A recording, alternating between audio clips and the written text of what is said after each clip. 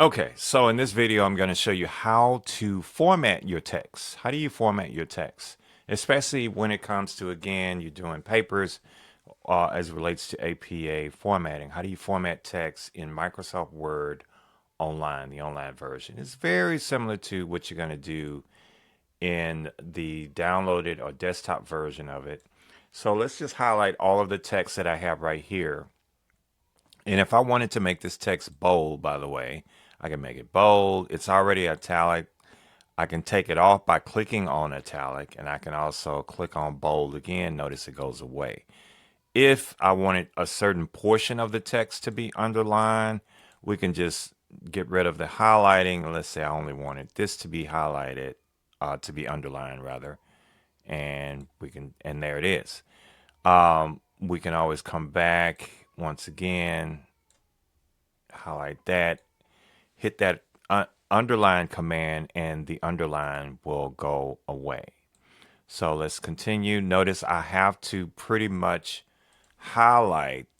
Let me make sure. Yeah, you have to highlight. Just want to make sure nothing changed, because every now and then they'll slip in a new change. Notice your text needs to be highlighted in order to edit, to format it. Now, again, for APA, as you already know, yeah, I'm going to go to Times New Roman. And typically, it's probably going to be up here. I said probably.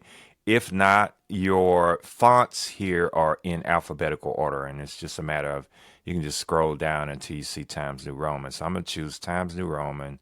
And this is what APA requires, 12. We'll get to the line spacing in another video. But I'm going to click to get rid of the highlighting. So there it is.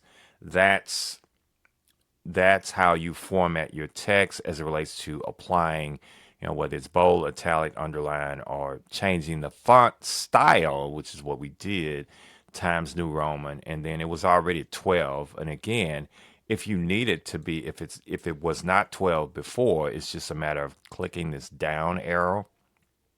You can also type the number in this box and then hit enter, and it will change the size of the font as well. Okay, you can also do it here. Notice it says grow font size. See that? I clicked on it, it changed it to 14.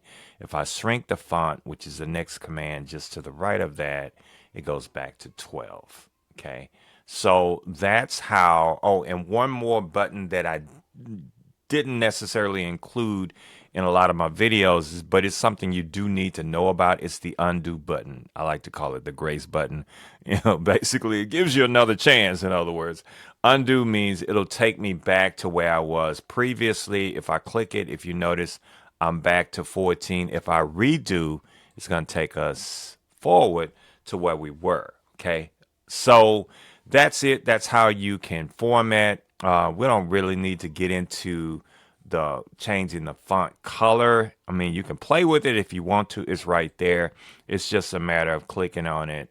And rarely, if ever, I don't ever even recall one time of using font color when it comes to APA. But if you're doing something else, some kind of newsletter, that's where this would more than likely would come in handy. Like, I just changed the font color to red, if you notice there. So yeah, that's how you format your fonts.